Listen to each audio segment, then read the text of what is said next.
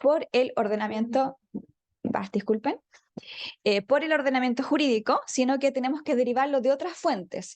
¿Cuáles fuentes? La vamos a revisar en la lámina siguiente, que ustedes pueden también mirar en sus casas,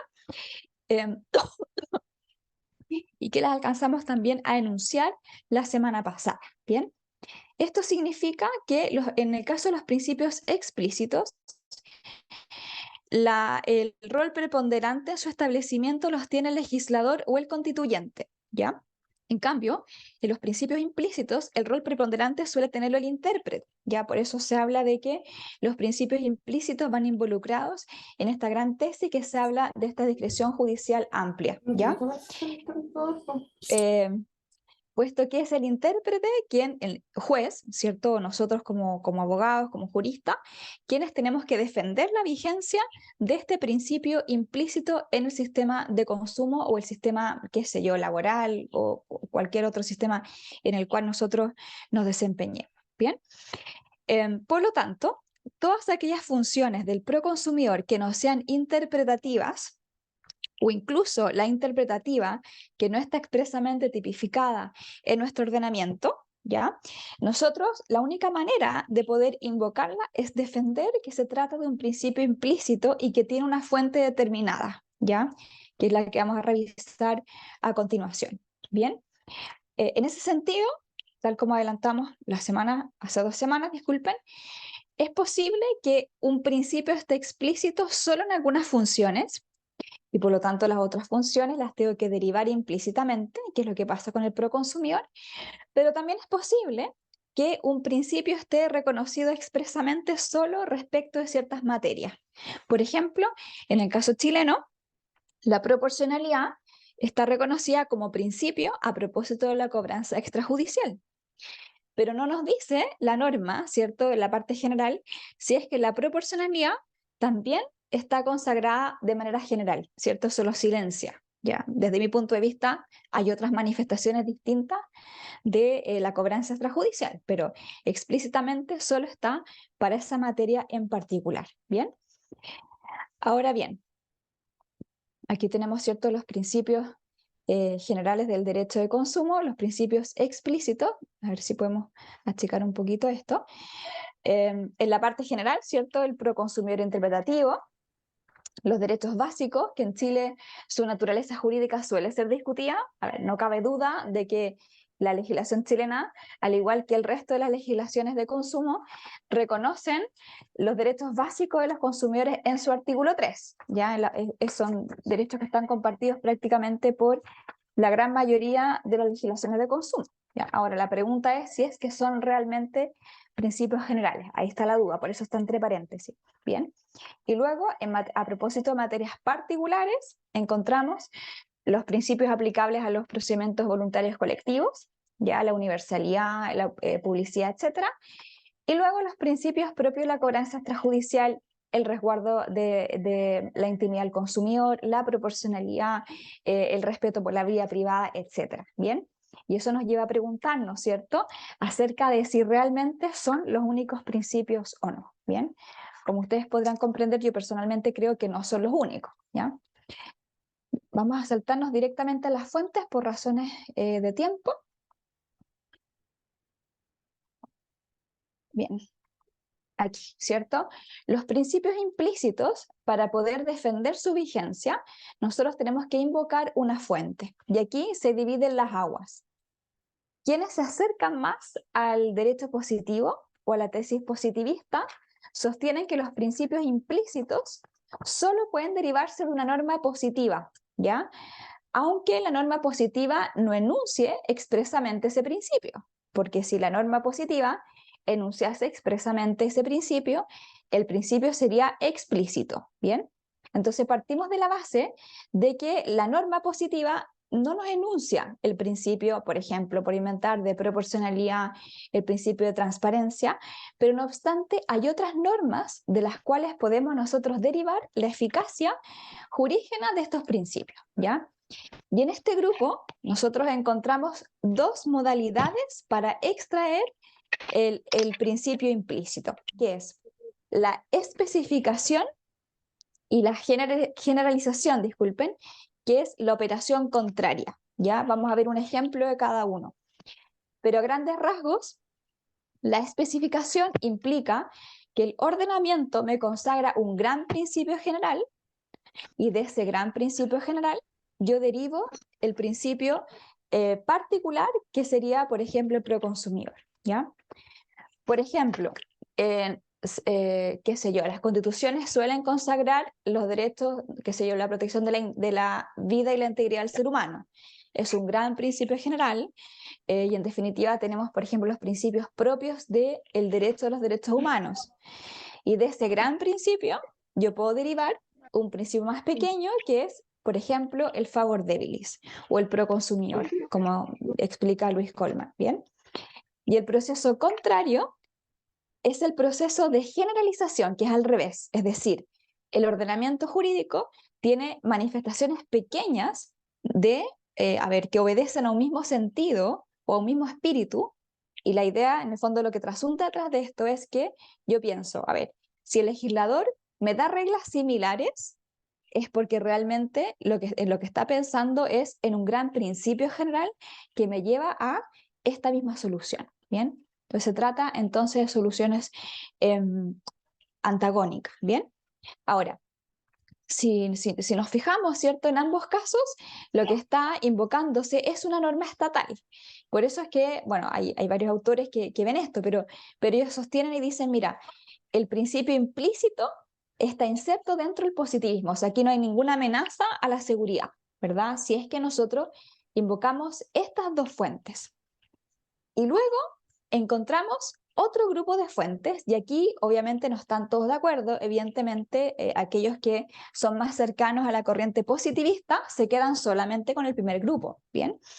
Pero en cambio otros autores, no solamente autores, sino que en Chile la verdad es que, tal como vimos la semana pasada, los tribunales, los jueces de policía local hace mucho rato venían aplicando el proconsumidor de manera autónoma, ¿ya? Entonces, este segundo grupo de fuentes, ¿ya? Lo que hacen es decir, el principio implícito tiene un origen autónomo.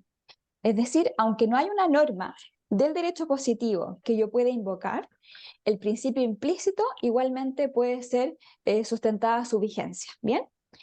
¿Cuáles son las fuentes? Y aquí, a ver, hay varias, ¿cierto? El orden natural, los que se acercan más, por ejemplo, al derecho natural, la moral interna, ya aquí, por ejemplo, Fuller, no sé si se los puse en el texto, cuando habla de la moral interna del derecho, ¿cierto? O cuando habla de los grandes defectos del derecho, o cómo solucionar los defectos del derecho, él habla de la moralidad, de la moral interna, ¿ya?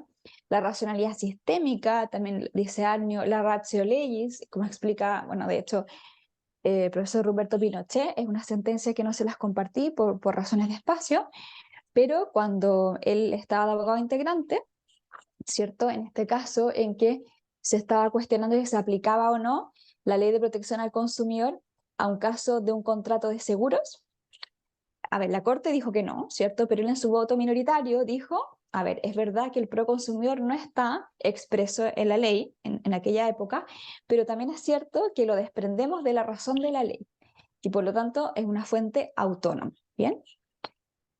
Revisemos brevemente un ejemplo de cada tipo de fuente para adentrarnos ya en los casos que había propuesto para que revisemos en el día de hoy. ¿Bien?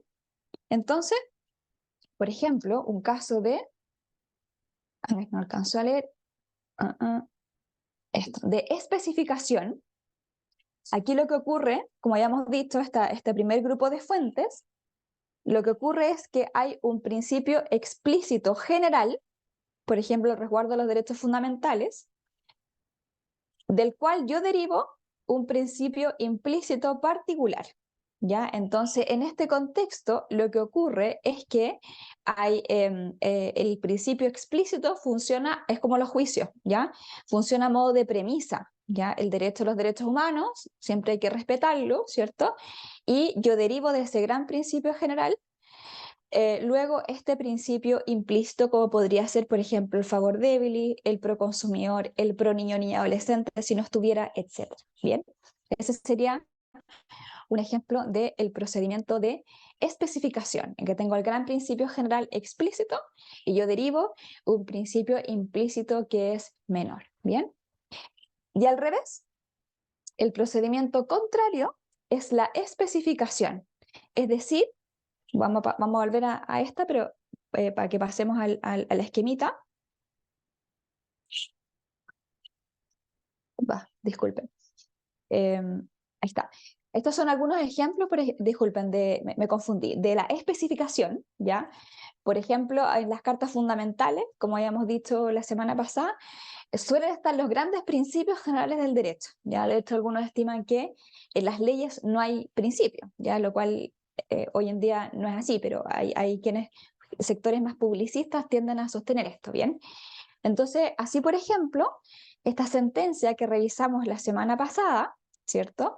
En que en una época en la cual nosotros en ley de protección no teníamos los principios aplicables a la cobranza extrajudicial, en este caso la Corte de Apelaciones de Santiago dijo, es verdad que no están los principios en la ley, ya en aquella época no existían, de hecho lo reconoce, pero también es cierto que hay unos principios más generales que están en la Carta Fundamental y de los cuales yo extraigo la misma solución.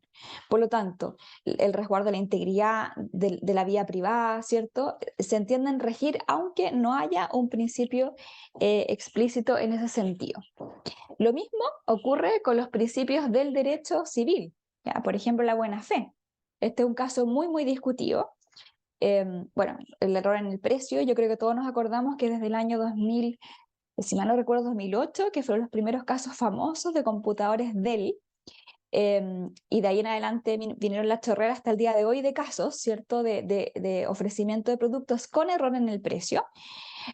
Computadores, pasajes de aerolínea, camionetas, camas, electrodomésticos, etcétera, en que nos cuestionamos, bueno, hay que respetar el precio al consumidor, aun cuando el precio ofertado claramente, a ver, podamos advertir que es un error.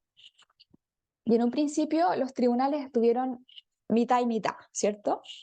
Hoy en día se revisa sobre todo la posición subjetiva del consumidor, pero lo que quería comentarles es que en esta sentencia, de hecho, la Corte de Apelaciones de Santiago invocó el gran principio de la buena fe, que no está como principio general en la ley de protección, pero nos dice, a ver, no está en la ley de protección, pero está en el derecho común, y por esa vía yo lo especifico y lo llevo al derecho de consumo, y en virtud de la buena fe vamos a rechazar entonces la acción que había interpuesto el consumidor, puesto que el precio, en este caso un pasaje aéreo, era evidentemente mucho menor que aquel que naturalmente o frecuentemente se oferta respecto a esa misma prestación de servicio. No sé si hasta acá alguien quiere comentar algo, ¿no? Bueno, vamos entonces al proceso contrario y nos vamos directamente a los casos, ¿bien? Esta es entonces la especificación del principio general. Yo obtengo un principio específico. Pero también es posible el proceso contrario, es decir, de muchas manifestaciones particulares, yo extraigo un principio general, ¿bien?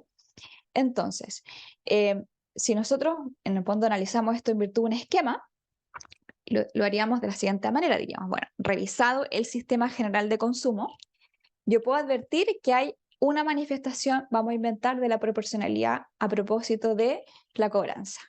Después tengo otra manifestación de la proporcionalidad a propósito del cobro de los intereses. Después tengo otra manifestación de la proporcionalidad a propósito de los recall o retiro de producto, ¿ya? Y tengo otra manifestación de la proporcionalidad a propósito de por inventar, la determinación de las sanciones infraccionales, ¿bien? Entonces, si tenemos 4 manifestaciones de la proporcionalidad y las 4 manifestaciones obedecen a un fundamento similar, ¿ya? Entonces pareciera ser que el legislador en lo que está pensando es en un gran principio de proporcionalidad, ¿ya? Entonces, si tengo varias manifestaciones de un principio que obedecen a un mismo fundamento, entonces podemos derivar, de acuerdo a esta segunda técnica, el gran principio general de lo que sea, ¿verdad? De la inocuidad, de la proporcionalidad, etcétera. ¿Bien? Un ejemplo de esto, de hecho, lo encontramos a propósito de la transparencia, que no es un principio general en nuestra ley de protección, al menos explícito. Pero si nosotros revisamos entonces la ley de protección, vamos a encontrar de que en varias de sus disposiciones se alude a la transparencia, no con esas palabras, pero sí con sus exigencias. ¿Cuáles son las exigencias de la transparencia? Son dos. Primero, acceso a la información y comprensibilidad, ¿ya? Cuando nosotros analizamos cuáles son los requisitos de la transparencia, de hecho, la transparencia es un paso más allá, como explican, qué sé yo, Francisca Barrientos, Íñigo Lamasa, Rodrigo Monber. Dicen, no es solo informar, este es un segundo paso, ¿verdad? Informar es un deber, ¿verdad? Pero el segundo estadio es que se informe conforme a la transparencia, que exige dos elementos. Primero, acceso a la información y segundo, que la información sea comprensible, ¿bien? Entonces, si nosotros analizamos la ley de protección, cuando la ley de protección, por ejemplo, en el artículo primero define la información básica comercial, que es esta información que el proveedor está obligado a entregar en virtud de una norma jurídica, habla expresamente de que esa información tiene que ser comprensible y además que hay que tener acceso a la información. Lo mismo el artículo 31, ¿verdad? También habla de que tiene que ser información comprensible y hay que tener acceso a ella, ¿verdad? La misma solución encontramos a propósito de los contratos por adhesión, en concreto el 17 y el 17b. También alude a ambos requisitos, ¿ya? Probablemente no con estas palabras, pero cuando nosotros analizamos la norma, claramente se están refiriendo a los dos elementos. En la cobranza, aquí, bueno, claramente habla tal cual de transparencia, a propósito de los PVC, ¿verdad? Entonces, si nosotros analizamos ya estas 6 manifestaciones y decimos, bueno, el legislador en estos 6 ámbitos me está exigiendo comprensibilidad y acceso a la información, es porque en general existe un principio de transparencia en el ordenamiento jurídico, ¿bien? Entonces, estas son las fuentes para obtener un principio implícito. El principio implícito deberíamos, de alguna manera, en el fondo, indicar cuál es la fuente de la cual la extraemos, por cualquiera de estas vías. Ya aquí cada uno puede adherir la tesis que quiera, quizás los más positivistas se van a concentrar en la invocación de los dos primeros mecanismos, ¿verdad? Y van a considerar a lo mejor que estas fuentes autónomas son metajurídicas, pero a lo mejor alguien más cercano a la corriente, a ver, yo un naturalista con todos los matices que hay, porque hoy en día estas corrientes ya no son las que nosotros estudiamos en la universidad, sino que hay muchas corrientes y mezclas hoy en día en el siglo XXI. Nos vamos a acercar y podemos invocar elementos que para algunos son metajurídicos, de mi punto de vista son súper invocables, como la razón de la ley, la moral interna del derecho, la racionalidad de la ley, etc. ¿Bien? No sé si hasta acá alguien tiene algún comentario que realizar o aporte. Bueno, hemos culminado entonces la parte introductoria y a continuación nos vamos a concentrar en los casos que, al menos yo les traje algunos ejemplos, pero entiendo que hay muchos jueces acá, así que si nos pudieran compartir otros casos serían muy bienvenidos. Y en concreto hay 3 funciones que quisiera alcancemos a revisar el día de hoy, que es la función de distribución de la carga de la prueba, la función de resolución de conflictos de normas, ya aquí pueden ser de antinomia jurídica o de textos privados, y por último, la función de interpretación de los contratos de consumo. Bien, partamos entonces por la primera. Víctor Muñoz, no sé si es Víctor, pero me suena Víctor. Ah, no, disculpa. Hola, ¿me escuchan? Buenas tardes. Hola, sí, ¿Qué tal, Erika? súper ¿Cómo bien. está? Bueno, ¿Cuál es tu saludo a nombre? todos, a todas. Viviana Muñoz, Viviana, ya, del cuarto juzgado de Santiago. súper. Quería un poquito, en lo último que hablaba, ¿no? Esta cómo vemos los principios implícitos. Me acordaba de esta figura de los que hemos tratado de entender un poquito lo que plantea Dworkin, ¿no? Que el derecho se integra, que es el gran, tal vez, propulsor de esta teoría de la vigencia de los principios como parte del derecho. esta idea de la racionalidad, ¿no? Que como Dworkin habla de un juez Hércules, ¿no? Un juez que sabe Mm, mucho de derecho, un juez muy racional, y mm, lo que grafica un poco lo que yo entiendo de esto es como que en el caso concreto el juez aplica el derecho y también los principios en función de dar la solución al caso concreto como exacto. el legislador y el constituyente creyera, ¿ya? Ujú, Lo quisieran. Entonces, en esa posición el juez tiene que ponderar los hechos, ¿no es cierto?, el derecho ujú, aplicable y ver ahí cómo el constituyente principalmente hubiera ujú, querido resolver en justicia eso ujú, conforme a los valores y principios que rigen en esa sociedad, además, ¿no? Porque Dworkin, siguiendo un poquito tal vez lo que plantea John Rawls, que la sociedad digamos, el juez debe resolver en función a los valores que la sociedad protege en ese momento de acuerdo a exacto. ciertos consensos democráticos, ¿no? Entonces, ese ejercicio Ujú, es muy complejo para el juez, porque implica saber mm, mucho derecho, mucha filosofía, mucha también ética jurídica, porque también detrás de todo esto mm, hay una ética, ¿no? Y una cosa exacto. importante, Erika, que para mí me tranquiliza un poco en aplicar los principios, Mm, es que a diferencia del Código de Procedimiento Civil, nuestro artículo 17 permite al juez fundamentar las sentencias en el derecho, no dice en la mm, ley, ex- dice en el derecho, ¿no? mm, Y yo por ahí en un par de fallos invocaba a Dworkin, sobre todo en materia de equidad, eh, justamente diciendo que nuestro sistema jurídico que sale a nuestra ley procesal sencilla, en que podemos aplicar los principios sin problema, porque no estamos obligados como los jueces ujú, del Poder Judicial, en fin, que están obligados a fundarlo en la ley y en subsidio de los principios, ¿no? Nosotros vamos directamente a los principios porque el derecho está compuesto por las normas positivas, ¿no es cierto? Y también por los principios, ¿no? Entonces, eso quería yo como enfatizar, ¿no? Que mm, estos principios que están implícitos, también hay que extraerlos de acuerdo a los valores que exacto. la sociedad proponen en su Ujú, momento, ¿no es cierto? Sobre todo en exacto. materia de derechos, de todos los principios fundamentales, ¿no? Que son los Ujú, derechos fundamentales, ¿no? Y realzar que nuestro artículo 17 nos permite aplicar los principios directamente, porque no estamos vinculados por la ley como están los jueces, como lo ordena el Código Civil en su mm, artículo 170. mm, Incluso me parece que el auto abordado de la Corte Suprema sobre cómo las sentencias también habla de las leyes, ¿no? Y en subsidio son los mm, principios, ¿no? Así que nuestra norma nos permite aplicar los principios directamente por la forma mm. que está redactado el artículo 17. Eso quería como destacar, Erika. Súper. Bueno, yo estoy 100% de acuerdo contigo, Viviana, la verdad. O sea, comprenderán que si yo estoy estudiando los principios porque yo creo firmemente en su vigencia, ¿ya? Obviamente no pretendo convencer a nadie porque cada uno tendrá su opinión, pero yo creo firmemente que el derecho se compone de reglas y de principios también, ¿ya?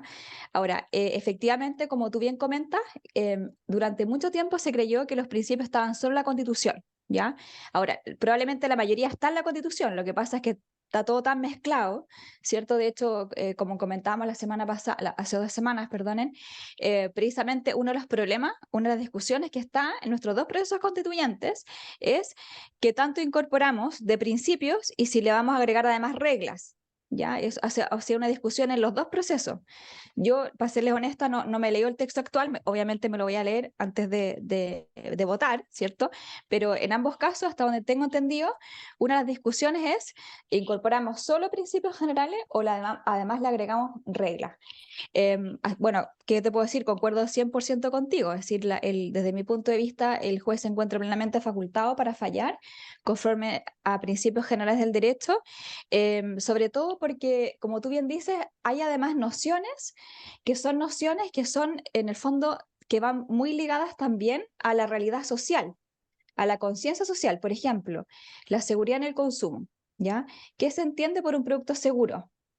No es lo mismo en una realidad social que en otra realidad social, salvo los estándares objetivos, por ejemplo, cantidad de plomo en una pintura. Ahí, por supuesto, que es un estándar objetivo.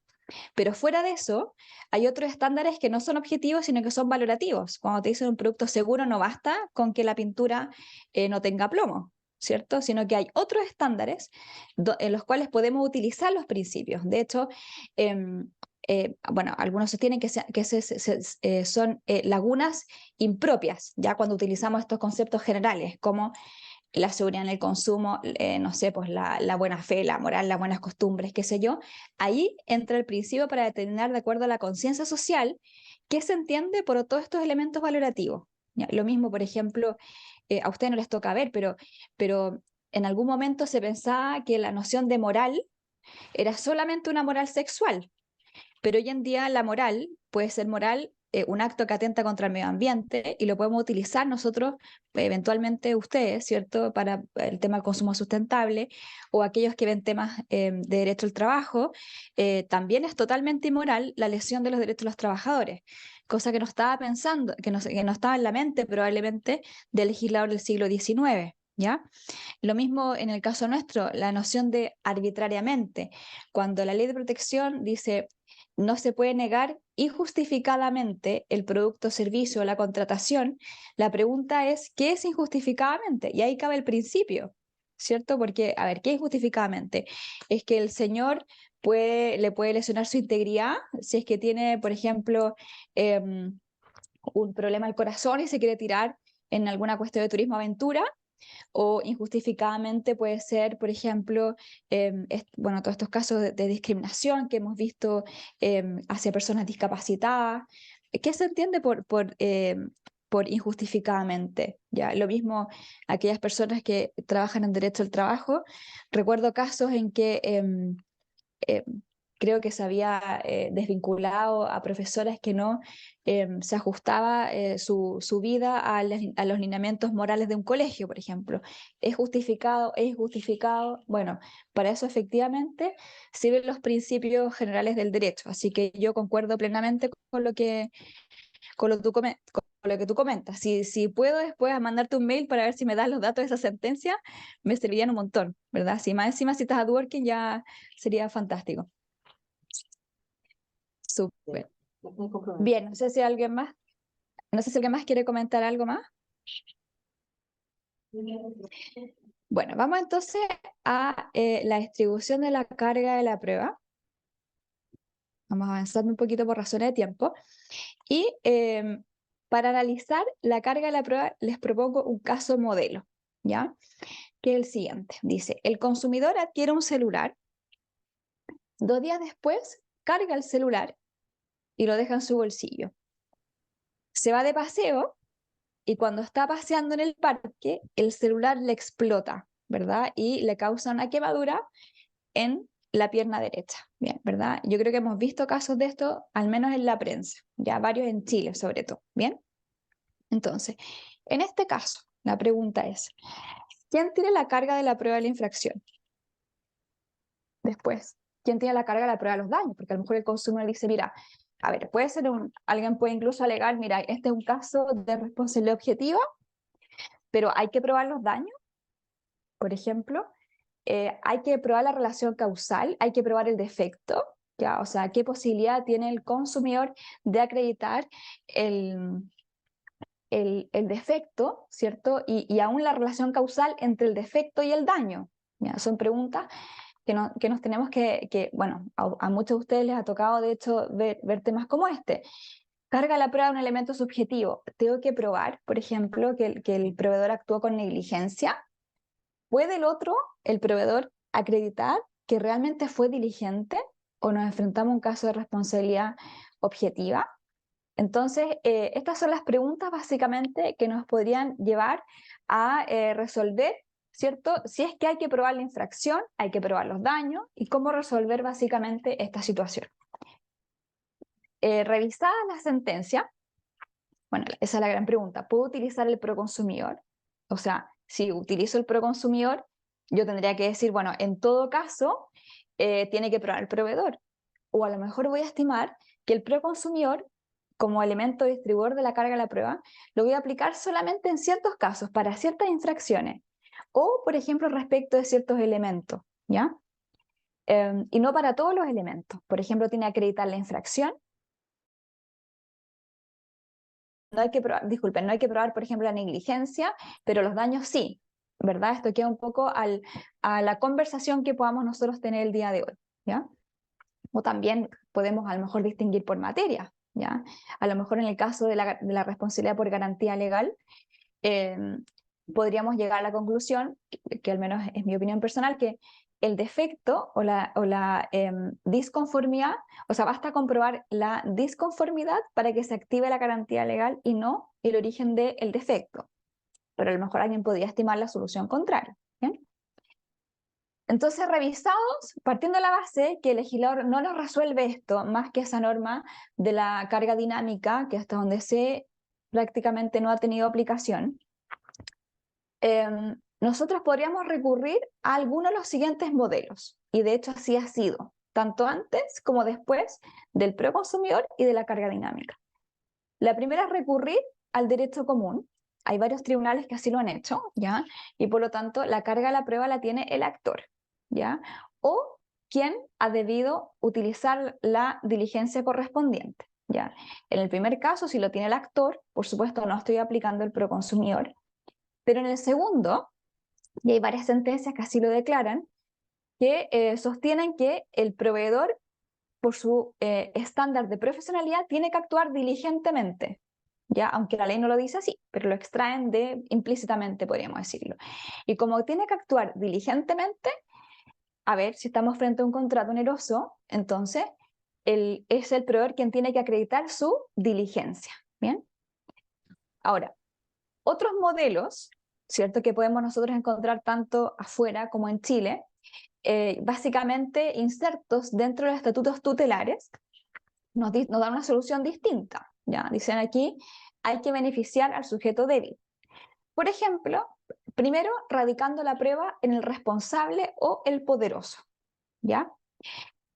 Algunos tribunales, vamos a ver algunos casos, así lo dicen, dice, bueno, el sujeto poderoso es el proveedor, ¿ya? Pero hay otros casos en que el legislador resuelve expresamente esto y dice el responsable de la publicidad, de la plataforma o lo que sea, es quien tiene que probar, ¿ya? Independiente de si es poderoso o no es poderoso. Y por lo tanto aquí no cabría esta carga dinámica, ¿cierto? Sino que si la persona es responsable de la plataforma, de la publicidad, ¿cierto? Bueno, él tiene la carga de acreditar, por ejemplo, que algo es, que una propiedad es comprobable, que ha actuado con la diligencia, etc. Algunos ejemplos de esto lo encontramos aquí, si avanzamos un poquito, en el artículo 33, ¿verdad? El artículo 33, bueno, hay otras legislaciones que son más claras y dice cuando el anunciante es quien tiene la carga de la prueba de aquello que menciona. ¿Ya? Así, en otras legislaciones es tal cual, hablan directamente de la carga de la prueba. Si el anunciante en el fondo emite una oferta unilateral o una declaración pública, es responsable de probar que el contenido de esa declaración es verídico, ¿ya? En el caso nuestro no es así de explícito, ¿ya? Sino que el 33 nos dice que la información, ¿cierto?, de los productos, etiquetas, etcétera, tiene que ser comprobable, ¿ya? Entonces, eventualmente, por esa vía, podríamos extraer la exigencia de que es el proveedor quien tiene que acreditar, entonces, la veracidad del mensaje publicitario. Probablemente un caso más claro, porque el primero podemos discutirlo, está en esta ley tan compleja, ¿cierto?, que es la ley 20.009, sobre responsabilidad por tarjetas, ¿ya? Y aquí el legislador toma partido directamente y dice, bueno, luego de denunciar en el fondo la responsabilidad y las limitaciones de responsabilidad a las cuales puede someterse el consumidor, dice, en los casos en que el usuario desconozca haber autorizado una operación, corresponderá al emisor probar que ella fue autorizada por el usuario y que está registrada a su nombre. Aquí el legislador recurre a este criterio. El responsable de la tarjeta, el emisor, es quien tiene que probar, qué sé yo, que fue autorizado, que se trata de una transacción consentida, ¿cierto? Y sabemos nosotros, y esto es un problema que a ver, están prácticamente en todo Chile, que el proveedor, para liberarse de la responsabilidad, tiene que acreditar el dolo o la culpa grave del consumidor. Entonces, aquí eventualmente podríamos encontrar manifestaciones de segundo modelo en que el responsable o el poderoso tiene la carga de acreditar un determinado hecho, que pueden ser, bueno, el mensaje publicitario, el contenido, o bien la conformidad del consumidor con la transacción que se ha realizado. Eso sería como el segundo modelo. Y luego encontramos presunciones que pueden ser derrotables o no. Por ejemplo, si nos vamos ya, nosotros sabemos que no tenemos una ley sobre productos defectuosos, pero si nos vamos al Código Sanitario, ¿dónde está? Acá está. En el Código Sanitario, en eso primero no nos da una solución pro víctima, ¿verdad? Porque dice que en el caso del producto sanitario defectuoso, la víctima tiene que probar el defecto, el daño y la relación causal, ¿ya? Pero el inciso segundo dice, en el caso de los ensayos clínicos, se presumirá que el daño ocurre con ocasión de la investigación. Entonces aquí claramente hay una presunción que realiza el legislador, cosa que no realizó para la carga de la prueba en consumo, ¿ya? Porque la carga dinámica no es una manifestación clara del proconsumidor. Lo hubiera sido si es que el legislador hubiera dicho, por ejemplo, la carga de la prueba la tiene el consumidor, disculpen, el proveedor, salvo que se acredite que, por ejemplo, él tiene mayor facilidad probatoria. Pero no lo hizo así, sino que lo que hizo fue establecer una carga dinámica en que el tribunal debe decidir quién es más poderoso en lo que dice relación con la distribución de la carga. Vivian. A ver, Erika, voy a disentir un poquito en los tres ejemplos que Sí, has dado. Mira, ya. en el primer caso, y creo que tiene que ver igual con el Código Sanitario, el consumidor tiene que probar la falla, el defecto dentro del plazo de garantía. Esa es su Sí, prueba. Probada exacto. la falla del producto, Ujú, surge por las normas comunes, principalmente inciso tercero, 1547, la diligencia tiene que probarla el proveedor y decir eso, probar que el producto que mm, entregó no tenía defecto, era de la calidad que correspondía, ¿no es cierto? Entonces ahí no tenemos necesidad de cargas dinámicas ni nada, sino que las normas comunes permiten establecer, ¿no es cierto?, que probado el hecho de la falla, ¿no es cierto?, existió la falla del celular, ¿no es cierto?, o lo que sea, dentro de la garantía, y el proveedor tiene que probar ahora que fue diligente en la entrega de un producto sin defectos, normas comunes, ¿bien? Y acá lo que dice el Código Sanitario también es probar la falla, va a probar el defecto, ¿no es cierto?, de lo que sea, y será el productor del producto, el servicio, tendrá que probar que fue diligente en su cumplimiento, ¿ya? Yo creo que esta norma igual recoge los principios generales, ¿ya? En el caso de la ley 20.009, lo que hace el legislador explicita la norma común que es el consentimiento de la parte obligada, ¿no? En la ley 20.009, que es una ley que tiene varias debilidades, pero ahí dice que, ¿cierto?, que el emisor tiene que probar que la persona realizó la operación, ¿no es cierto?, conforme a los mecanismos que correspondía, y eso significa que obviamente tiene que probar que la persona consintió de acuerdo a los mecanismos de autentificación que tiene el producto que se trata. Entonces, esa norma no establece una carga probatoria especial, establece la carga del 1698 que dice que mm, si el emisor le va a cobrar en la cuenta corriente, en la tarjeta de crédito, algo, tiene que probar ese consentimiento a través de la prueba de los mecanismos de mm, autentificación, que es una prueba tecnológica que los bancos no se dan mucho el trabajo de aportarle y por eso tienen todos los juicios, ¿ya?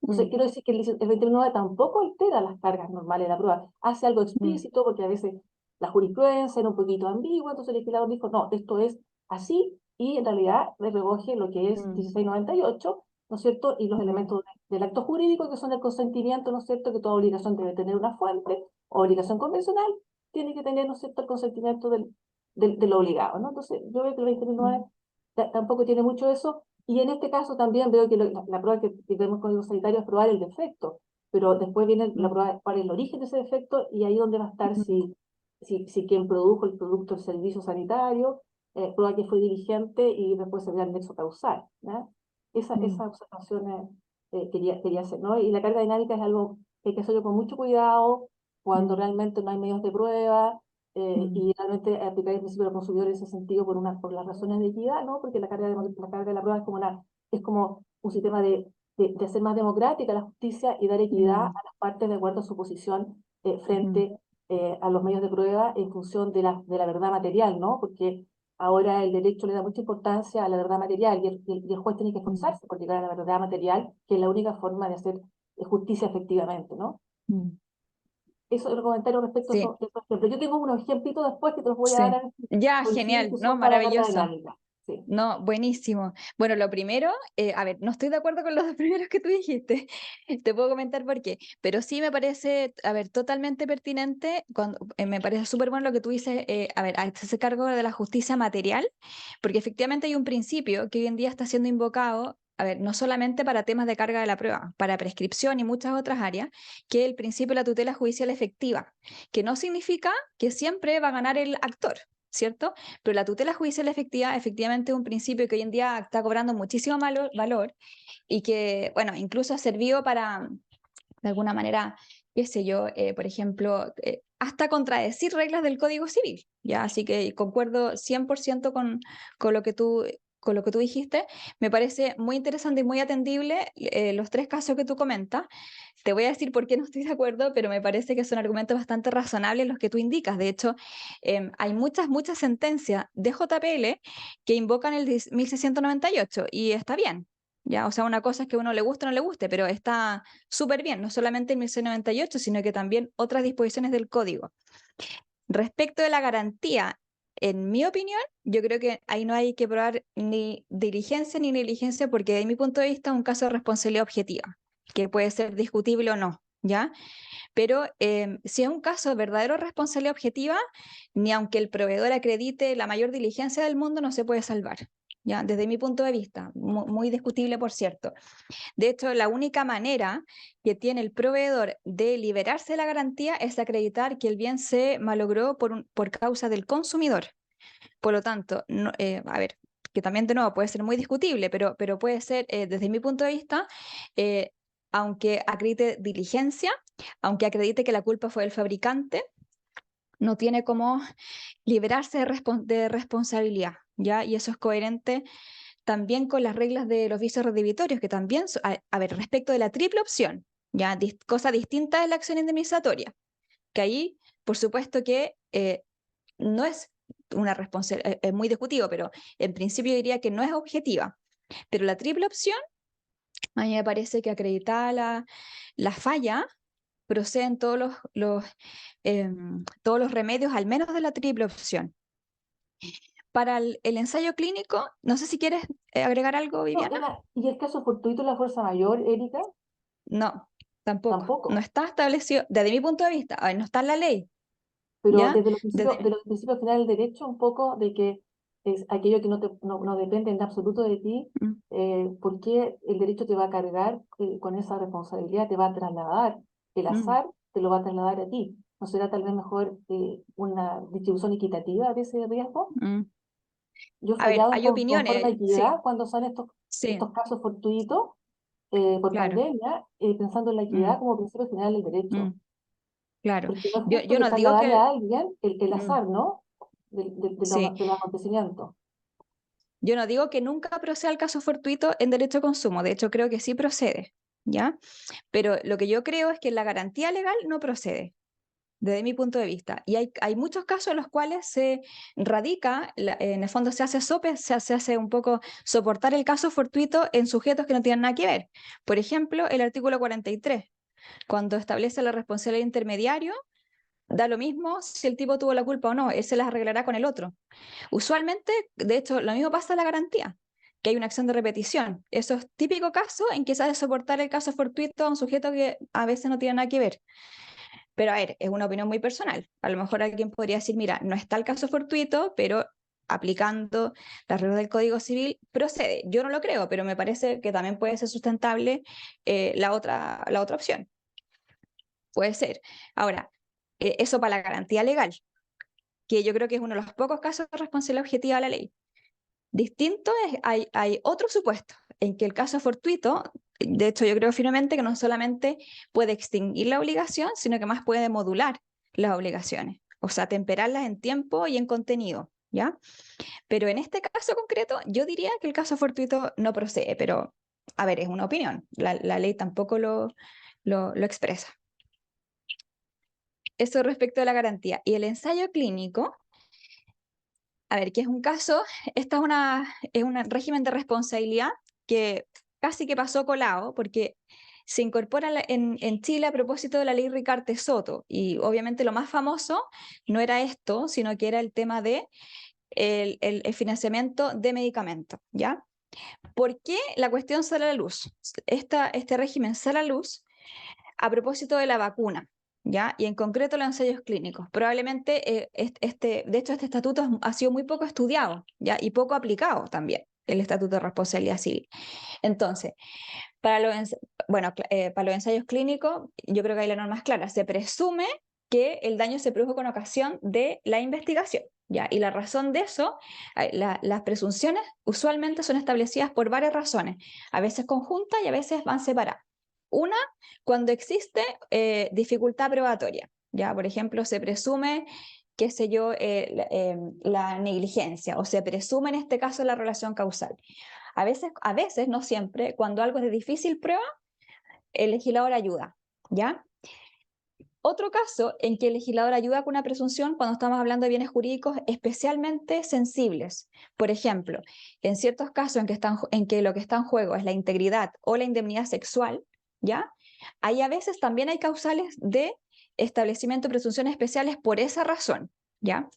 Y hay otros casos en que hay un sujeto débil, ¿ya?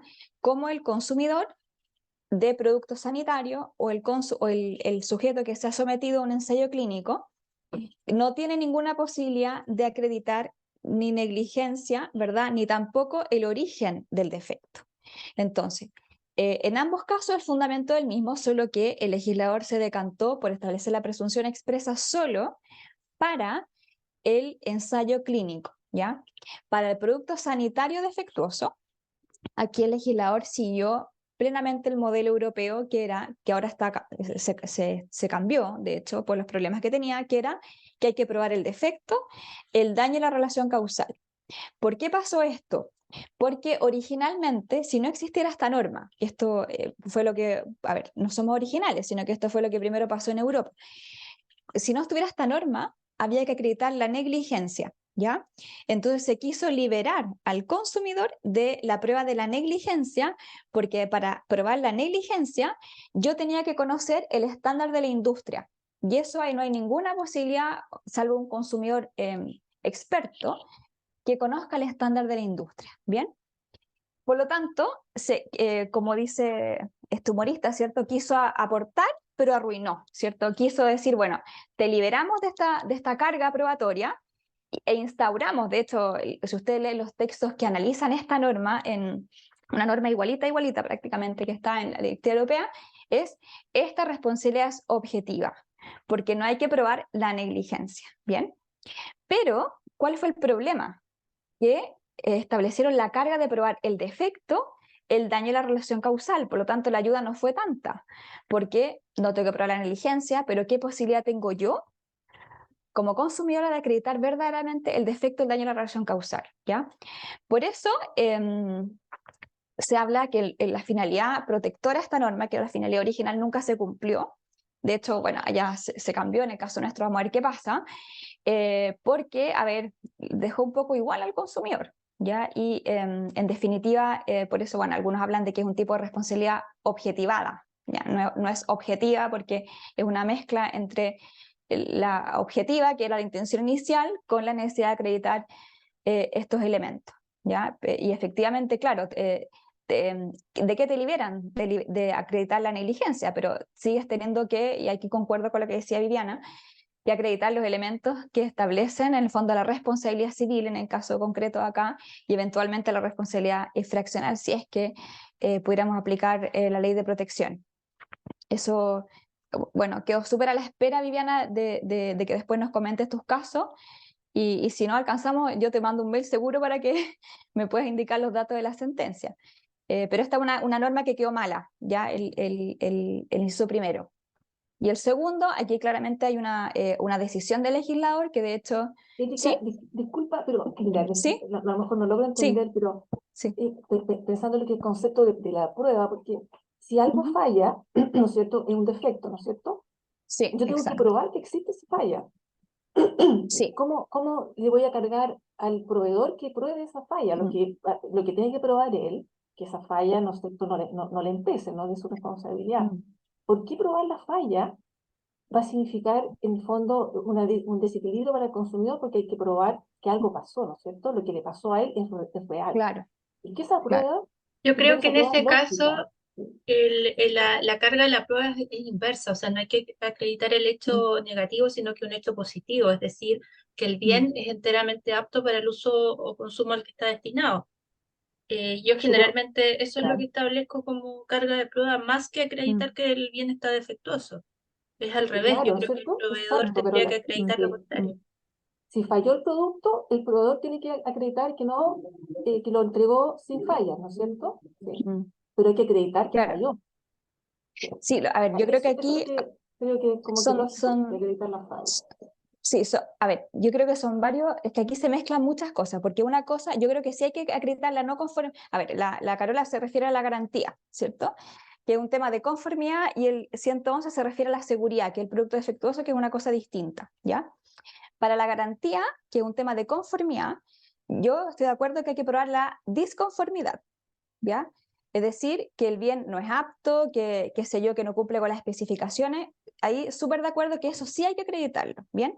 Con lo que yo no estoy de acuerdo, que tiene que acreditar, es con el origen de por qué eso pasó, ¿ya? Y en ese sentido, yo creo que es un caso de responsabilidad verdaderamente objetiva, porque, de nuevo, ni aunque el proveedor diga yo lo entregué bien, y después, en el fondo viene un problema, de mi punto de vista, no se libera responsabilidad, sobre todo De porque hay acuerdo. defectos que se manifiestan Totalmente de en el acuerdo. tiempo. O sea, imagínense ustedes lo electrodoméstico. A ver, por mucha revisión que uno haga al electrodoméstico, y no solamente el electrodoméstico, sino que hay otros productos que directamente la disconformidad, por eso nos dan 6 meses, ¿ya? Que es un plazo para que se manifieste la disconformidad. Eso por una parte. El caso de acá es distinto porque es un caso de seguridad en el consumo, en que no estamos hablando de conformidad, sino que estamos hablando de un producto defectuoso, ¿ya? Es decir, un producto que es inseguro, ¿ya? Y de nuevo, ¿qué es lo que tiene que probar? Desde mi punto de vista, el ideal sería que el consumidor acredite el daño, ¿ya? O sea, que el producto explotó, ¿ya? O en el caso que dice acá, que son sanitarios, ¿cierto? Que el producto me causó un daño hepático. Lo que no debería probar, y eso es lo que yo creo que ahí está el tema de la desigualdad, es primero por qué, o sea, cuál fue el defecto que causó mi daño hepático, ¿ya? Y la relación causal, ¿ya? La norma está así, pero de nuevo, la intención era otra. La intención era liberar de la carga de la prueba, solo que por copiar el régimen europeo quedó tal cual. ¿Ya? Espérate, alguien quería decir algo, espérame. Eh, ah, Carolina Cruz dice, es posible acceder. Sí, yo entiendo que están siendo grabadas las sesiones, ¿ya? Y después Carola o Daniela les podrán compartir.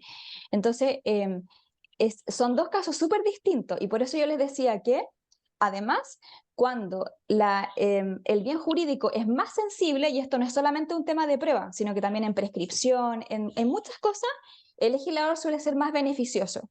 Por ejemplo, integridad, indemnidad sexual. En todos esos casos, incluso, a ver, en otras materias, si hablamos de prescripción, hay países que te otorgan 30 años cuando el bien jurídico es así, ¿ya? O una mutilación, porque hay, en el fondo, este es un fenómeno que va mucho más allá de la carga de la prueba, sino que si hay un bien jurídico sensible, yo lo favorezco, el principio pro damnato, todo lo posible, hasta lo razonable, obviamente, ¿ya? Y una manifestación suelta es el tema de la carga de la prueba. Pero bueno, la norma está así en todo caso, y claramente el consumidor debería acreditar el defecto, el daño y la relación causal, por mucho que, en mi opinión, no sea lo mejor, pero a ver, así está la norma. No sé si quieren comentar otra cosa sobre esto, ¿no? Bueno, a ver, estamos más o menos acorde en el tiempo. Bien, y hay varias normas, ¿cierto? Que yo ahí les transcribí, que por razones de tiempo no las vamos a poder leer. ¿Por qué se las transcribí? Por las fuentes del principio, ¿ya? Porque, como habíamos dicho, la distribución de la carga pro consumidor no está en la ley, pero yo les puse varios ejemplos por si a lo mejor alguno estima que de esos ejemplos podemos extraer un principio general. Y esto queda 100% a criterio de cada uno, ¿ya? Por ejemplo, voy a inventar. Si decimos que en materia de estatutos tutelares hay una carga de la prueba establecida en virtud de la cual se suele liberar al sujeto débil, a lo mejor, y esto yo no lo tengo resuelto, por eso no no les digo que sea así mi opinión, sino que se los planteo como posible fuente. Si digo, bueno, hay varias manifestaciones en que se libera al sujeto débil y se radica la carga en el poderoso, a lo mejor alguien por la vía de la generalización que hablábamos puede decir, mira, entonces hay un principio amplio favor débilis en el caso de la distribución de la carga de la prueba, ¿ya? O por la analogía, ¿ya? O, o qué sé yo, invocando, por ejemplo, algunas de estas otras reglas que están tanto en la ley de protección como en el código. De hecho, les comentaba, por ejemplo, que si volvemos en esta misma norma, ¿cierto?, del Código Civil, dice, la prueba de diligencia o cuidado incumbe al que ha debido emplearlo. Hay varios tribunales, hay varios jueces de policía local en varias sentencias, no una, sino que varias, que establecen, dicen, mira, el proveedor tiene un deber natural de diligencia, ¿ya? Y por lo tanto, ese deber natural de diligencia que se lo da el legislador implica que él tenga que acreditar su propia diligencia, ¿ya? Y por lo tanto, el consumidor no tiene que acreditar la negligencia, ¿ya? Entonces, se los puse acá porque el Código Civil ha servido tanto para sustentar el 1698, es decir, usualmente el actor tiene que probar, como para sustentar la solución contraria, que es el proveedor quien tiene que probar su diligencia, asumiendo evidentemente que la ley de protección establece un régimen de responsabilidad subjetiva, porque si fuera objetiva ni siquiera estaríamos cuestionándonos entonces quién prueba la diligencia o la negligencia. ¿Bien? Bueno, aquí tenemos, ¿cierto?, este otro modelo de la carga dinámica que hasta donde entiendo recibió muy poca aplicación porque tiene muchas dificultades prácticas, todo que el comparendo, ¿cierto? Bueno, ¿cómo probamos quién tiene mayor facilidad probatoria? ¿Hay que llamar un comparendo adicional o no? Qué sé yo, hay muchas razones por las cuales ha recibido muy poca aplicación. Y había traído los siguientes ejemplos, si les parece, de nuevo, si tienen otros, maravilloso, para analizar este tema de la carga de la prueba desde el punto de vista de una eventual aplicación del proconsumidor, si es que nos parece, porque eventualmente podríamos decir, mira, proconsumidor aquí no se aplica, no está explícito, tampoco se extrae por la generalización ni por la especificación, y por lo tanto no nos queda más que recurrir al derecho común, lo que habíamos hablado, y eventualmente como decía Viviana, por la justicia material o la tutela judicial efectiva, e eventualmente distribuir nosotros, o el juez en realidad, la carga probatoria. Entonces, no sé si conocen este caso. Lo que ocurrió acá fue lo siguiente. Estaba una empresa, ¿cierto?, a quien le robaron o hurtaron una serie de documentos mercantiles y que después fueron cobrados en el Banco Santander, ¿ya? Y con las siguientes circunstancias que acompañaban a estos hechos, que es que cuando se cobraban los documentos mercantiles, las firmas eran manifiestamente disconformes y además eran sumas altas, ¿ya? Evidentemente, la empresa se defendió diciendo que se trataba de procedimiento normal, ¿cierto? A mí me presentan un título de crédito, bueno, yo lo cobro, ¿cierto? Y la pregunta es, a ver, debería entonces ¿quién tiene que probar? ¿Tiene que probar el consumidor la culpa de la empresa, en este caso del Banco Santander, o bien es el proveedor quien debería acreditar su diligencia? Ya hay soluciones, por supuesto, encontradas. Esa es la gran pregunta. No sé qué les parece. Bueno, la solución, obviamente, yo les acompañé ya lo que dijo el tribunal, pero podemos estar de acuerdo o disentir de lo que dijo el tribunal. No sé qué les parece. Las circunstancias que acompañan a estas transacciones ameritan una condena o además el actor debería acreditar la negligencia del proveedor, porque claramente el actor no lo hizo.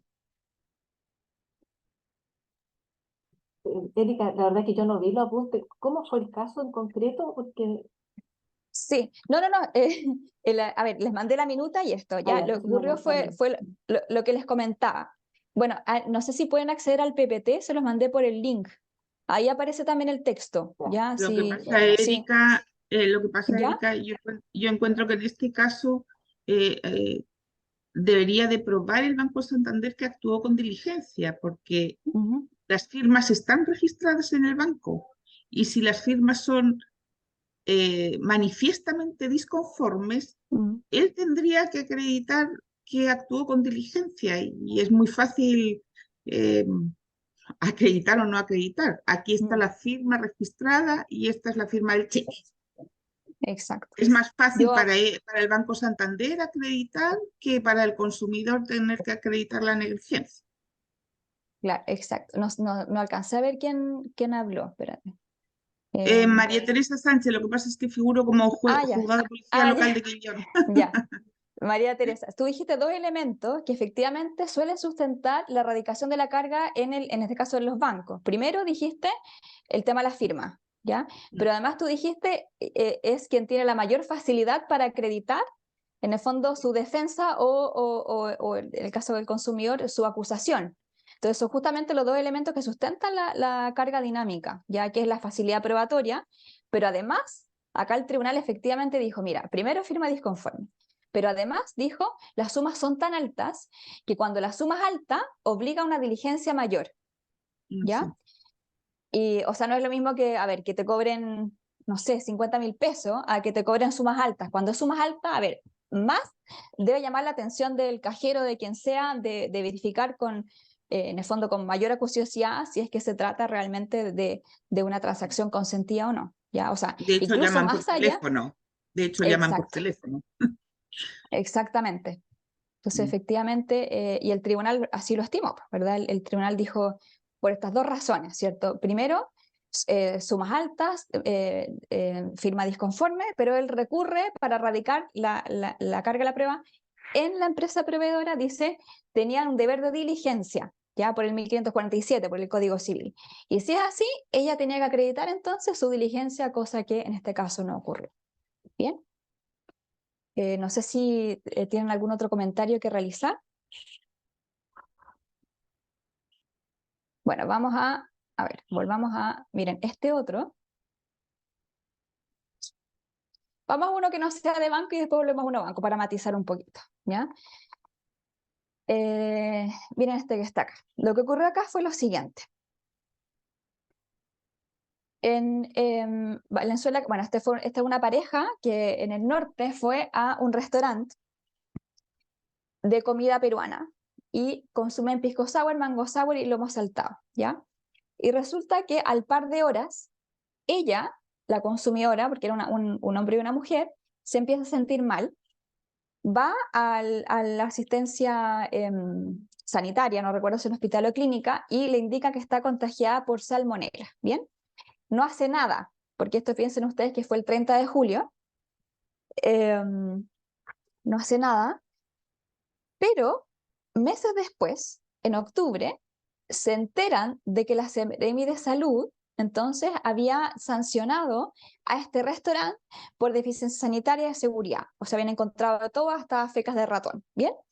Entonces se interpone esta acción judicial y la gran pregunta es, primero, en el fondo, ¿basta con decir tengo contagio por salmonela para ser yo en el fondo, para que se acceda a mi petición tanto de indemnización como la acción infraccional, o tengo que acreditar la relación causal entre la salmonela y qué sé yo, el pisco sour? Ya no recuerdo cuál de esos tenía, creo que era, no sé si era el pisco, creo que era el pisco sour porque se había elaborado con huevo, ¿ya?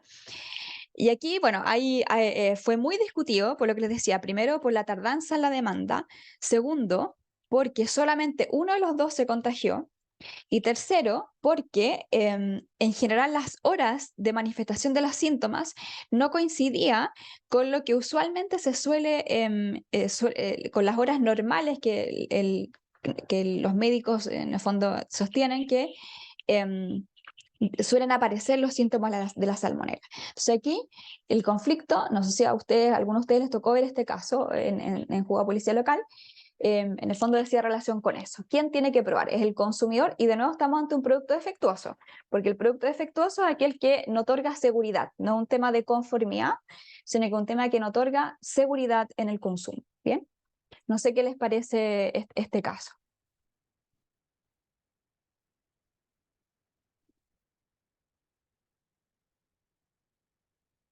Volvemos al supuesto en que evidentemente para la consumidora es difícil acreditar la relación causal. ¿Ya? Ahora, esto pasa muchas veces. Cuando estuve estudiando producto defectuoso, lo que pasaba muchas veces es que nadie va a la Seremia de Salud con su producto, con su chocolate, ¿ya? Sino que usualmente lo que la gente hace es llamas al teléfono que te aparece en la etiqueta y dice, bueno, si usted tiene un problema de consumo, llamas por teléfono, te van a buscar el chocolate y te entregan otro, o te dan una cajita con otras cosas.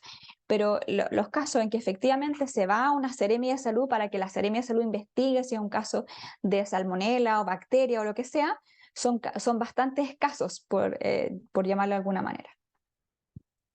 Entonces, no sé qué les parece. Yo les puedo contar si no les tocó verlo a ustedes en qué terminó esto, pero a ver si alguien quiere comentar.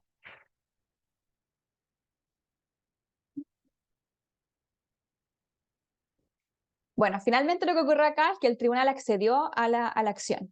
Ya, entonces, y dijo en el fondo el que haya aparecido una hora distinta a lo que normalmente aparecen estos síntomas es circunstancial, no aplica para todos los casos, y en concreto que el consumidor no estaba llamado a acreditar la relación causal, ya, o sea, basta con el daño, ¿cierto? Lo que un poco lo que les comentaba hace un momento atrás. Podríamos llegar a disentir de por qué no demandó en el momento, por ejemplo, o sea, justo después se te ocurrió que había sido que había sido en definitiva algunos de estos alimentos, ¿cierto? Me parece mucho que era el pisco sour, pero en definitiva el fundamento radicó básicamente en esta distribución de la carga probatoria, ¿bien? Otro caso, este caso de tortas con hongos, ¿ya? Tortas con hongos. Y generó la intoxicación de el consumidor que había finalmente adquirido esta sentencia, ¿bien? Y la gran pregunta es, ¿hay que acreditar finalmente la relación causal? ¿Hay que acreditar el defecto, ¿cierto? ¿O basta simplemente con acreditar la disconformidad en el caso de la garantía o el daño en el caso del producto defectuoso y todo el resto entonces lo liberamos al consumidor? Este es JPL de Lautaro, no sé si por ahí alguien de Lautaro que le haya tocado ver este caso.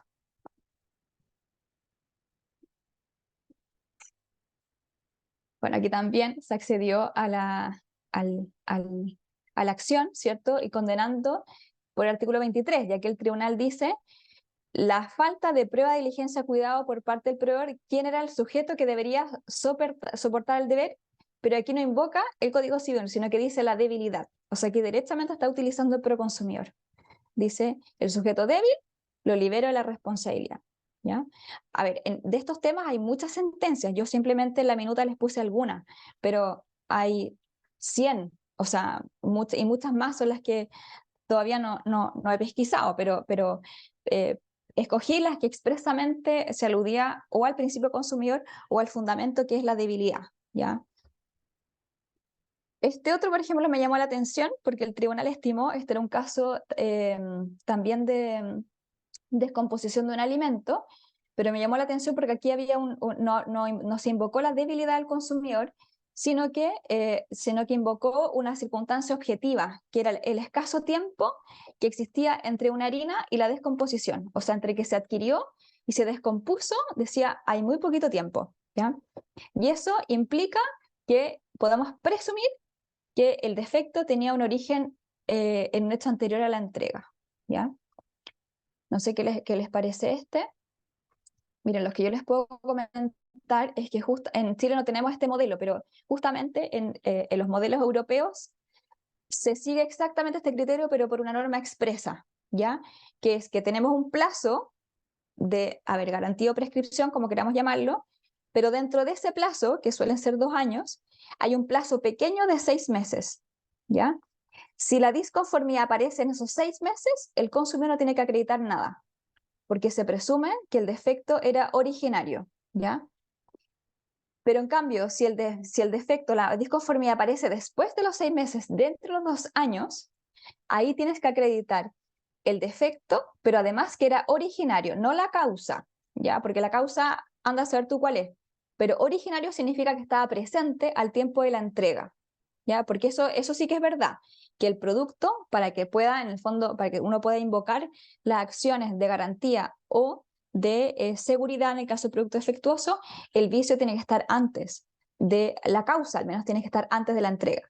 Si la causa es posterior, por ejemplo, no sé, un terremoto, por ejemplo, o el acto del consumidor, no hay derecho a tutela. Pero si es que la causa es anterior, ese es un requisito que tiene que estar, ¿cierto? A la entrega, independiente que se manifieste con posterioridad, ahí sí que hay derecho a tutela. Bien, no sé si alguien tiene algún comentario que realizar hasta ahora. ¿No? Bueno, pasemos, si les parece, a otra función por razones de tiempo. Y tal como les comenté, en el PowerPoint están los datos de esta sentencia y de otras más. Y si no, bueno, me pueden escribir y yo se los remito. Que es la función de, bueno, hay muchas como ustedes comprenderán, de fraude, estafa, qué sé yo, phishing, etc. ¿Bien? Revisemos algunas sentencias vinculadas, algunos casos vinculados con la resolución, disculpen, de conflictos en normas del sistema chileno de consumo. ¿Bien? Y acá básicamente nos podemos enfrentar a dos situaciones, que es que se opongan dos normas jurídicas, por ejemplo, la ley del consumidor con la ley de protección al consumidor con el Código de Comercio, o bien es posible que lo que se opongan sean textos privados, ya que pueden ser, por ejemplo, dos cláusulas, disculpen, contractuales, o un contrato con la publicidad, o dos publicidades, o una declaración precontractual con un contrato, qué sé yo. Aquí hay 2000 variantes, ¿bien? Entonces, cuando nosotros analizamos esta temática a propósito de la resolución de normas en conflicto, usualmente se presenta, y aquí hay 2000 definiciones, ¿verdad? Pero usualmente se presenta cuando en un mismo caso hay más de una norma aplicable en un mismo ámbito de validez, ¿ya? ¿Cómo resolvemos esto? ¿Ya? Tradicionalmente, nosotros hasta el siglo XX siempre decíamos, ¿cómo se resuelve esto? Jerarquía, especialidad, temporalidad. Y con eso nos quedamos más o menos tranquilos. Pero resulta de que el tiempo fue agregando otros criterios, como el favor debilis. Entonces, ya no tenemos solo especialidad, jerarquía y temporalidad, sino que podemos tener otro criterio, por ejemplo, el proconsumidor, que es que aquella norma que más favorezca al consumidor o al trabajador en su caso, se va a preferir con independencia de la especialidad, la temporalidad o la jerarquía. ¿Bien? Esto da lugar a lo siguiente, a que se presenten con mucha mayor frecuencia las antinomias que se llaman de segundo grado. ¿En qué sentido? Las antinomias de primer grado son aquellas que yo las puedo resolver con un solo criterio, por ejemplo, solo con la temporalidad o solo con la jerarquía. Usualmente aquí no hay mucho problema, o solo con el proconsumidor. Aquí no hay mucho problema porque tengo solamente una solución posible a ser aplicada. En cambio, las antinomias de segundo grado son aquellas en que de todos los criterios, temporalidad, jerarquía, especialidad, favor débil, lo que ustedes quieran, yo puedo aplicar más de uno, que es el problema que tenemos, o no puedo aplicar ninguno. Y estas son las que se llaman reales antinomias o de segundo grado, porque aquí sí que tenemos un problema, ¿bien? Porque a lo mejor en un mismo caso yo puedo aplicar, si aplico la especialidad, me va a dar una solución, pero si aplico la jerarquía me va a dar otra solución, ¿ya? Y si aplico el proconsumidor, a lo mejor tenemos otra solución, ¿bien? Entonces, por eso las antinomias de segundo grado hoy en día son mucho más frecuentes que antes, porque mientras más criterios de resolución de antinomias encontremos, más posibilidad tenemos de que concurran en un mismo supuesto, ¿ya? ¿Hasta aquí algún comentario que tengan? Bueno, algunos casos entonces, que no sé si les tocó a algunos de ustedes ver estos supuestos. Este fue un caso súper famoso, que de hecho fueron varias sentencias a que dieron lugar esta situación. Y era la siguiente, que en algún momento se comercializaron algunos productos de cecinas como cecinas de ave, que podían ser de salame de ave o de paté de ave, ¿ya? E incluso, si mal no recuerdo, había uno de los, porque fueron varios casos, en uno de los casos el etiquetado tenía una cabeza de un pavo, ¿ya? Y sucedió de que se empezó a accionar, porque uno empieza a verificar los ingredientes, y dentro de los ingredientes lo que menos tenía era carne de pavo o de ave, ¿ya? Y en concreto, bueno, hubo varias denuncias del CERNAC, pero particularmente hubo una de un señor de apellido Halper, que no sé si lo conocen, pero él usualmente demanda en policía local, y incluso muchas veces no pide acción indemnizatoria, sino que lo que a él le interesa simplemente es hacer esta justicia pro consumidor. Y este caballero era de religión judía, entonces él compra este paté de ave y además dice, bueno, esto tiene además carne de cerdo, ¿ya? Entonces hay varias acciones, creo que fueron 4 o 5, en contra de estas empresas fabricantes de estos cecinas, y la defensa de la empresa era la siguiente. Decía, mira, mi actuar se ajusta totalmente a la normativa sanitaria administrativa, ¿ya? Porque todos los alimentos tienen una regulación sanitaria, y en concreto la normativa sobre cecinas decía expresamente que tú podías tener en el fondo tal cantidad o tal porcentaje de la carne que estabas enunciando como sobre la que se fabricaba esa cecina. O sea, si anunciabas como un paté de pavo, y podías tener, no sé, voy a inventar 10% de pavo, y tú lo fabricabas así, bueno, cumplías estrictamente con la norma, ¿ya? Y por otra parte, los denunciantes, que eran en algunos casos el CERNAC o este caballero Halpen, lo que decía es, si yo analizo esta etiqueta o esta publicidad, esto claramente no cumple con el estándar de la ley de protección, puesto que es inductivo, error o engaño de acuerdo al 28, ¿ya? Y a los deberes de información. Entonces se oponían en este caso, por una parte, la ley de protección con el 28, y por otra parte teníamos esta norma administrativa que en el fondo fundamentaba totalmente la fabricación de estas cecinas con la fabricación, ingredientes y la elaboración con la cual la realizaba la empresa. ¿Bien? No sé si les tocó ver estos casos o qué les parece. ¿Qué debería ganar? ¿La ley de protección? ¿La normativa sobre cecina? No sé qué les parece. Hola Erika, disculpa, ¿la normativa asesina ¿Sí? era decretos? Eran decretos, exactamente. Yo creo que se aplica la ley del consumidor por jerarquía normativa, por principio pro consumidor y por especialidad, supongo. Guido, es tú, ¿no? Es que no te veo, Sí, pero por la sí, voz hola, Guido asumo que Sagredo, eres tú. sí. ¿Te acuerdas de estos casos? No los recuerdo, ¿No? pero es que lo que pasa es que te hice esa pregunta porque habitualmente la Ah, regulación alimentaria está contenida en decreto. exacto. Sí, es así, efectivamente. Y claro, lo que pasa es que ahí tenemos dos criterios fuertes, ¿ya? Porque la especialidad también es un criterio fuerte y la jerarquía también es un criterio fuerte. ¿Ya? Entonces, yo concuerdo contigo. De hecho, en todas estas sentencias ganó el actor, ¿ya? Y se prefirió la ley de protección, ¿ya? Pero la especialidad es también un criterio tan fuerte como la jerarquía. Ahora, si nosotros podemos agregar el pro consumidor, claramente, no solamente por jerarquía, sino que por el criterio pro consumidor, entonces se prefiere aquella norma que, en definitiva, más beneficie al actor, que en el caso que estamos comentando. ¿Bien? Eso. Bueno, aquí tenemos otro caso, que era, no sé si se acuerdan de estos, de hecho, si mal no recuerdas, también se discutió en el caso CERNAC con Cencosud, con el aumento de las comisiones unilaterales de servicios crediticios, ¿ya? ¿Por qué? Porque efectivamente había normativa de nuevo de la autoridad administrativa financiera que permitía una vez al año aumentar el precio de la comisión. Pero por otra parte teníamos la ley de protección, cuyo artículo 16 que reconoce como una cláusula abusiva aquella que permite el aumento unilateral del precio.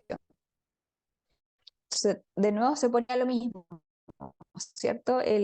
La especialidad de bancos que cedería en el fondo frente a la jerarquía eventualmente la ley de protección. Pero si le agregamos el pro consumidor como elemento de resolución de conflictos, entonces también en este caso se privilegió la ley de protección de los derechos de los consumidores y se terminó dictando sentencia condenatoria, bueno, en el caso Cencosud, por cierto, pero también ocurrió en otros casos también vinculados con la ley de protección. Bien, no sé si alguien tiene otro comentario. Bueno, culminemos con un caso más conflictivo, porque resulta que aquí tenemos norma expresa, que es el artículo 25A. Viviana, ¿tú querías decir algo? Sí, pensando en esto que tú hablas de la prevalencia del derecho del consumidor, del principio del consumidor, creo que es relevante tener en cuenta un criterio que se usa, y que es pura doctrina al final, que son los créditos, los de Robert Alexi, que son como tú en una colisión en el fondo de derechos, de normas, ¿no? Que son estas normas reglamentarias, cómo tú privilegias la norma que es aplicable o el derecho que prevalece cuando hay esta colisión y hay que buscar en función de hacer prevalecer los derechos de las partes, ¿no? Y aquí, si tú no haces prevalecer el derecho pro consumidor, derecho consumidor, lo vas a anular en definitiva. Entonces, Robert Alexis nos dice que tenemos que aplicar los derechos de un modo que permitan subsistir en la proporción, en el fondo, que el legislador o el constituyente quieren. Entonces, si no aplicamos el derecho del consumidor, desaparece. Entonces, si no aplicamos el derecho a la información en la dimensión que establece el derecho, la ley del consumidor, el derecho a la seguridad en la dimensión que establece la ley del consumidor, lo hacemos desaparecer.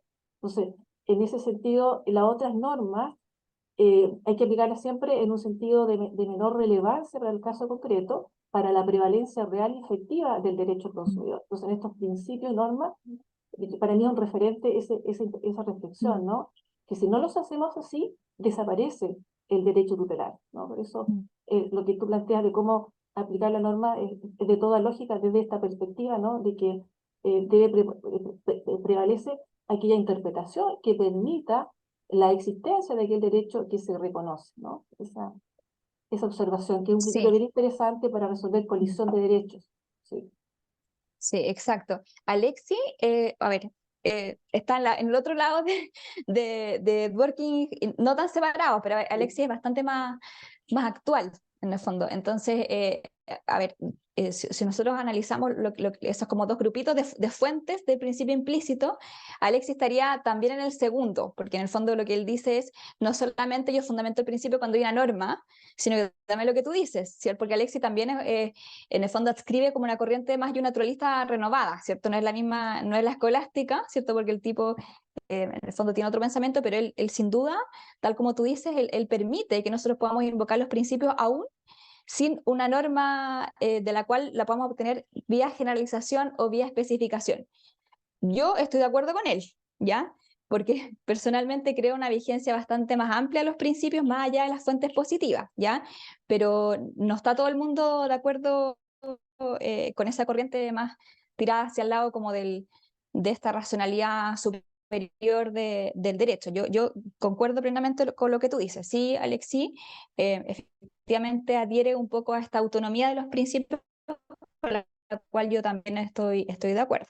Efectivamente, bueno, es un tremendo autor, si lo quieres leer, es fantástico.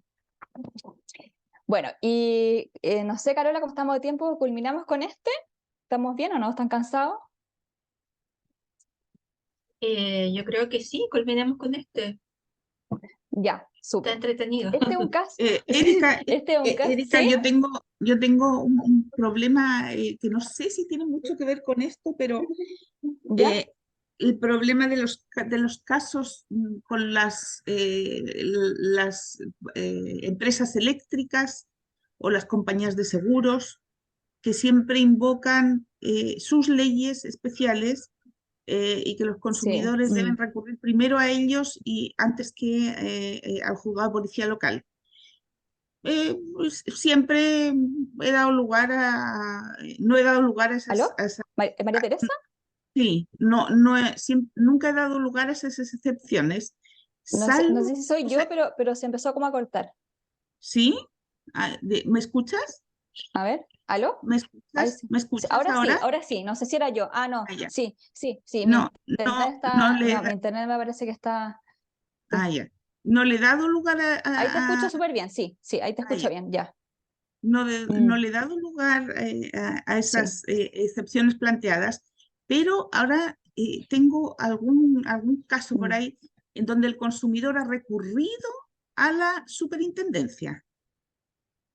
Todavía no ha resuelto la Sí. superintendencia y plantean esa Ujú. excepción de Mm. incompetencia Sí. en el juzgado. No sé si tiene mucho que ver, Mm. porque obvio que aunque hayan recurrido a la superintendencia, no está el procedimiento, no existe ahí un procedimiento indemnizatorio, pero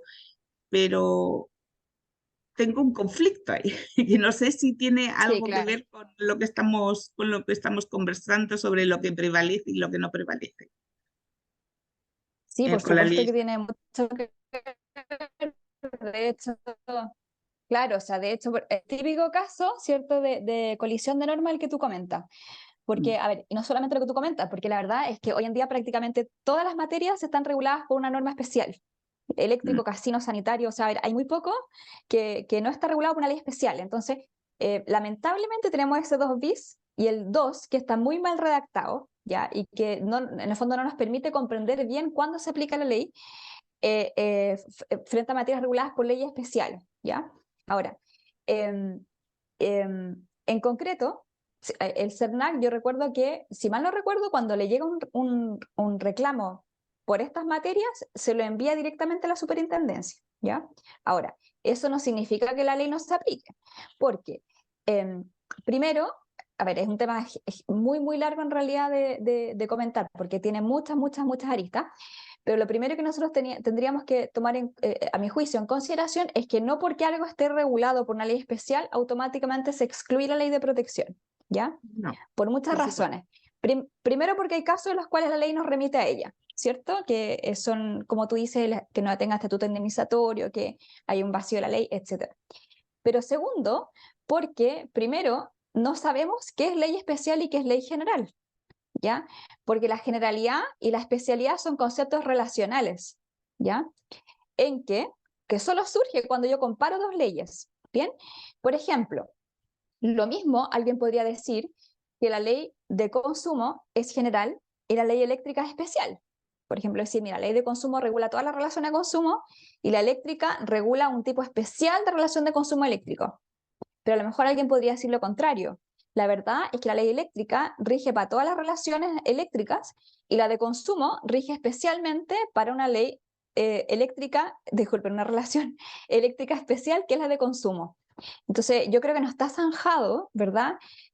O sea, no es automático decir, no, no se aplica la ley consumidor. Porque lo primero, y ahí queda a criterio de cada uno, ¿cierto? ¿Qué es lo general y qué es lo que es especial? Porque no hay una ley intrínsecamente general y una ley intrínsecamente especial. Por otra parte, las leyes especiales usualmente se dictaron con la finalidad de regular aspectos técnicos, no los derechos de los consumidores, sino que aspectos técnicos de un determinado mercado, ¿ya?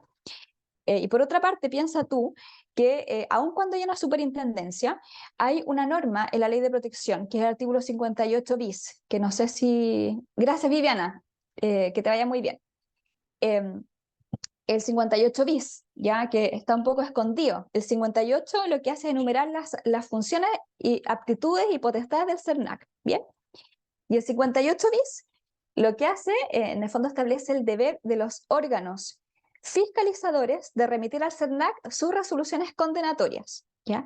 Y aquí hay una diferencia con el registro sentencia, porque los JPL tienen, los tribunales en general, tienen que remitir al CERNAC todas las sentencias condenatorias y absolutorias, porque la finalidad es llevar un registro público, ¿bien? En cambio, las superintendencias, podríamos llamarlas, solamente tienen que enviar las condenatorias. Y la pregunta es, ¿para qué? No es para un registro, porque si fuera para un registro, pediría las condenatorias y las absolutorias. La finalidad de que sean solo las condenatorias es que el CERNAC tome esos antecedentes y vea si además hay otra infracción a la ley de protección. Y por lo tanto, eventualmente podría también accionar, aunque la conducta hubiera sido sancionada por una superintendencia, por ejemplo, ¿ya? Después, piensa tú, por ejemplo, que el 29, que establece la sanción por falta de rotulación, pero también por rotulación falsa, qué sé yo, con textos incorrectos, engañosos, disconformes, etc. Si nosotros vemos la ley de protección, además, si mal no recuerdo, que el deber de rotular videojuegos, no hay más deberes de rotulación en la ley de protección. Por lo tanto, si nosotros dijéramos que habiendo ley especial no se aplica la ley de protección, dejaríamos vacío el 29, ¿ya? Porque que yo recuerde, no hay más. No sé si alguien se puede acordar otro, pero quizás hay alguno más, pero no hay deberes de rotulación más allá en la ley de protección. Entonces, no es automático, es un tema que no está para nada zanjado. Sobre todo, hay muchas discusiones en seguros, ¿ya? Y por supuesto en materia eléctrica también. Hay una sentencia bastante reciente de la Corte Suprema, entre comillas reciente, que un poco se decanta por la solución contraria, es decir, que no se aplica la ley de protección.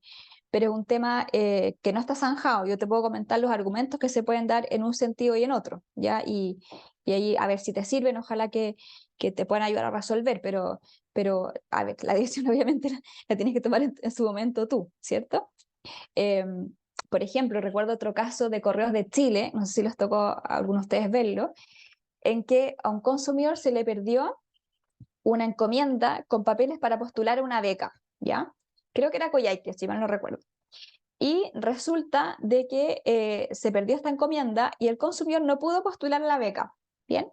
Entonces el consumidor demanda pidiendo daño, además de la infracción, por cierto, daño patrimonial y daño moral, ¿bien? Y Correos de Chile se defiende diciendo que, primero, respecto al daño patrimonial, hay una indemnización tarificada con máximos, ¿ya? Por paquete perdido. Y segundo, que no se indemniza el daño moral, ¿ya? Y ahí tenemos nuevamente esta colisión. Parece que alguien tiene prendido ahí sí. Entonces, por su normativa interna, porque, a ver, el Correo de Chile es del Estado, ¿cierto? Y se produce lo mismo que estábamos hablando. Entonces, y el tribunal dijo, no, a ver, en este caso prima la ley de protección frente a la especialidad, ¿ya?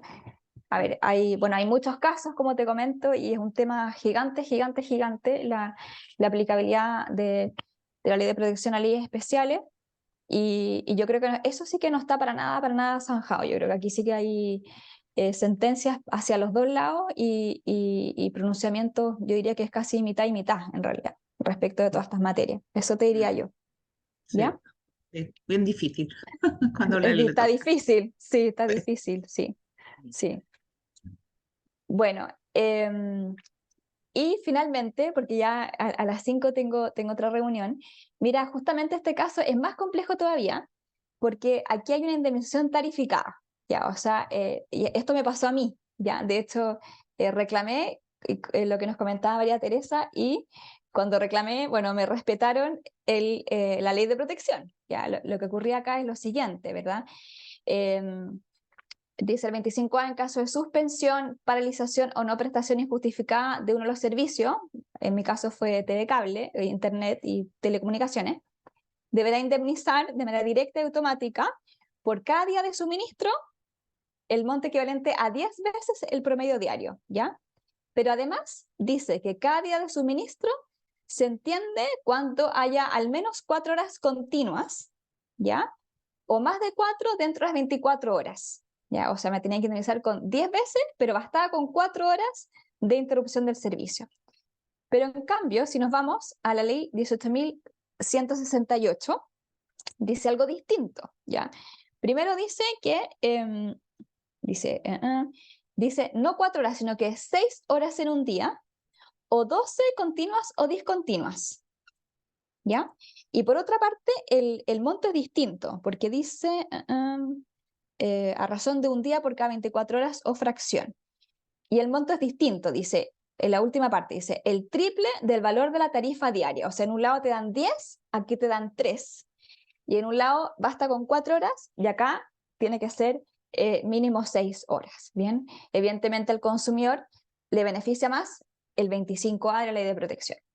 Con el agravante, o sea, por último tuviéramos estas dos, ¿cierto? Pero además, el 25A dice que la indemnización más favorable, dice, solo tendrá lugar cuando las leyes especiales no contemplen una indemnización mínima legalmente tasada, ¿ya? Por lo tanto, aquí hay, si nosotros aplicáramos literalmente esta norma, claramente, desde mi punto de vista, debería privilegiarse la norma de telecomunicaciones, ya que es lo que siempre ocurre en telecomunicaciones, que te descuentan este monto, ¿ya?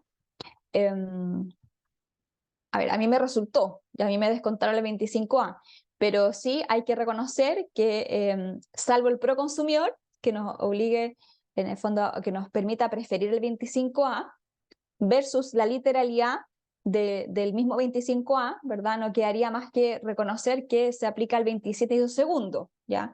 Salvo que de nuevo nosotros podamos decir, mira, sin perjuicio de la literalidad de la norma, hay un principio pro consumidor de resolución de antinomias que permite escoger la norma más favorable al consumidor. Bien. No sé si alguien tiene algún otro comentario que realizar, con lo que quieran.